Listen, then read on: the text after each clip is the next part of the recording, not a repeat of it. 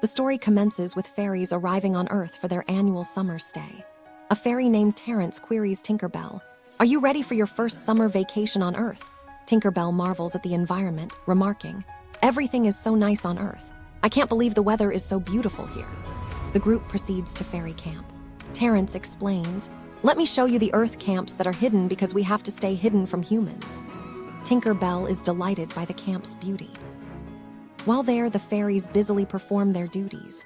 Tinkerbell offers her assistance to everyone, asking, "Can I help you?" However, they all decline. Terrence informs her, "I have to go to other camps to show magic. I'll see you in a few days," before departing. Tinkerbell then flies away from the camp. Vidia intercepts her and questions, "Were you headed for the human home?" Tinkerbell untruthfully responds, "I didn't know humans lived here." Iridessa warns the group, "There are human homes here, but we'll stay away." Silvermist predicts, "There might be a storm today," but Fawn counters, "It's a nice and clear day. You think there might be a storm?" Fawn is busy painting a butterfly, which accidentally gets splashed with paint on its wings as it flies off. Suddenly, the camp keeper sounds a horn. All the fairies instantly hide among flowers and foliage because the signal indicates a human is approaching. Curious, Tinkerbell scales a tree to observe.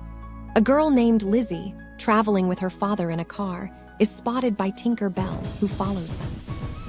Lizzy and her father, Dr. Griffiths, have arrived at their summer home.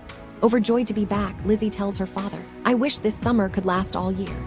Tinkerbell, fascinated by the car, crawls underneath it for a closer look. Vidia appears and demands, "What are you doing here?" Tinkerbell explains, "It's a self-propelled car, it's not a horse-drawn carriage." As Tinkerbell tries to describe the mechanics, Vidia warns, "You shouldn't come so close to human homes. It could be dangerous for us." Tinkerbell accidentally toggles the fuel button, causing liquid to drench Vidia. As Lizzy and her father unload the car, Lizzy notices the same paint-splashed butterfly. She asks her father about its species, but he replies, "Its wings are both different colors, that's why I can't recognize it." Lizzy suggests, "Maybe some fairy painted it that way," but he dismisses her, saying, "Fairies don't exist, it's just a fantasy," before going inside. Lizzy asks her father for a walk, but he declines, saying, "I have to catch up on my field journal tomorrow night, so I'll leave today. I'll be home before you go to bed." After they depart, Tinkerbell tells Vidia they can leave, but Vidia snaps, "I can't fly, my wings are wet." Tinkerbell promises, "You'll have to walk, but I'll stay with you." Nearby, Lizzy constructs a small fairy house under a tree and leaves. As they walk, Tinkerbell continues talking about the car, which irritates Vidia. While Vidia struggles to fly, Tinkerbell discovers some lost objects and decides to take them to camp. Frustrated, Vidia throws an object away. They soon discover the house Lizzy built, which features a fairy's welcome sign. Vidia warns, "This house belongs to humans, and humans must have written it on the board, so you shouldn't go inside." Tinkerbell ignores her and enters. To frighten her, Vidia slams the door shut, but Tinkerbell remains calm. Suddenly, Lizzy returns. Vidia warns her and tries to open the stuck door but fails, eventually fleeing to hide. A panicked Tinkerbell cannot escape the gate. Lizzy notices movement and finds the fairy inside. Thrilled, she rushes to show her father. Vidia follows them. However, when Lizzy tries to show him, the fairy is hidden. Dr. Griffiths is too preoccupied and shows Lizzy a butterfly he caught in a jar instead. Distressed, Lizzy leaves and takes Tinkerbell to her room. Tinkerbell tries to fly out, but the window is shut. Lizzy's cat begins attacking, so to protect the fairy, Lizzy places her in a birdcage. Meanwhile, Vidia returns to camp and reveals that Tinkerbell was captured. The fairies are horrified. Vidia explains how the door got stuck and the humans took her. "But I know where she is. We must save her," she says. Rosetta insists on an immediate rescue, but heavy rain begins. Iridessa asks how long it will last, and Silvermist says it will be a while. Fawn notes, "We can't fly in the rain and the fields are already flooded. We have to find another way." Clank suggests, "If we sew 2 sticks together with large leaves, we can make a boat that will take us to the humans' home." They begin construction. The next morning, Lizzy offers Tinkerbell food, but she refuses. Lizzy eventually releases her from the cage, but the locked window prevents escape. Lizzy reassures her, "Don't be afraid, I won't hurt you. I love you. I've drawn lots of pictures of you." She shows her drawings and asks, "Do fairies paint butterflies?" Tinkerbell nods. Although Lizzy only hears bells, she begins to understand Tinkerbell's gestures.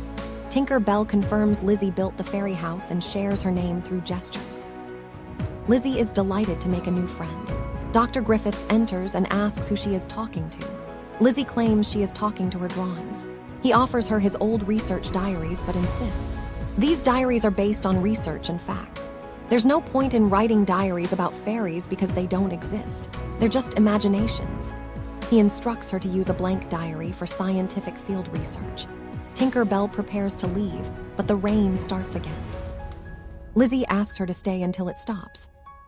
Meanwhile, the rescue party navigates their boat. Vidia spots the car, confirming they are on the right track. Back at the house, Tinker Bell explores the miniature furniture Lizzy made. Lizzy asks how fairies are born, and Tinker Bell explains through gestures that a fairy is born from a baby's first laugh. Lizzy records all this research in her diary. On the river, the rescue boat nears a waterfall. Silvermist uses her powers to save the group from the plunge. Clank finds a dropped button that helps Vidia lead the way. At the house, the rain stops. Lizzy gives Tinker Bell a paper umbrella and says goodbye. After a hug, Tinker Bell flies off, leaving Lizzy saddened. Lizzy tries to show her father her fairy research, but he is busy fixing leaks. She returns to her room and cries. Tinker Bell, seeing this, returns. Lizzy confides, "My dad doesn't have time for me. He's always busy with his work." Outside, the rescue fairies get stuck in mud. Iridessa blinds a passing driver with light so the fairies can snag his shoelaces, using the car's momentum to pull them out. Tinker Bell helps Lizzy by fixing the house leaks using a hose system. She also frees the butterfly her father trapped. When Dr. Griffiths enters, he is amazed the leaking stopped. Lizzy realizes Tinker Bell helped so her father could spend time with her. However, he becomes angry when he finds the butterfly gone, accusing Lizzy of releasing it. He sends her to her room in frustration. Meanwhile, the rescue fairies arrive. Vidia admits, "Tinker Bell is in danger because of me. I closed the door to teach her a lesson, but it didn't open again, which I'm very sorry for." The others comfort her and prepare to enter. They are terrified of the cat, which soon attacks them. Clank falls onto some plates covered in fairy dust, causing the dishes to fly. The fairies use the flying plates to escape the cat. Dr. Griffiths enters the chaotic room and sees footprints on the ceiling. Lizzy explains she was flying with fairy help. Furious, her father calls it nonsense and begins tearing her drawings. Tinker Bell reveals herself to protect Lizzy. Stunned and frightened, Dr. Griffiths tries to capture her in a jar. Vidia pushes Tinker Bell out of the way and gets trapped instead. He announces, "I'll take her to the museum," and drives away. Lizzy tells Tinker Bell they must stop him. The other fairies arrive, and Tinker Bell realizes they need Lizzy's help to travel in the rain. They use fairy dust to help Lizzy fly to the city. Tinker Bell sabotages the car, but they reach the museum just as it stops. Lizzy confronts her father and prevents him from entering. Seeing his daughter flying, Dr. Griffiths finally believes. He hugs her and releases Vidia. The fairies grant him fairy dust, and he joins Lizzy in the sky. The next day, the fairies, Lizzy, and her father have a tea party. He reads Lizzy's fairy stories aloud. Terrence reunites with Tinker Bell, who is finally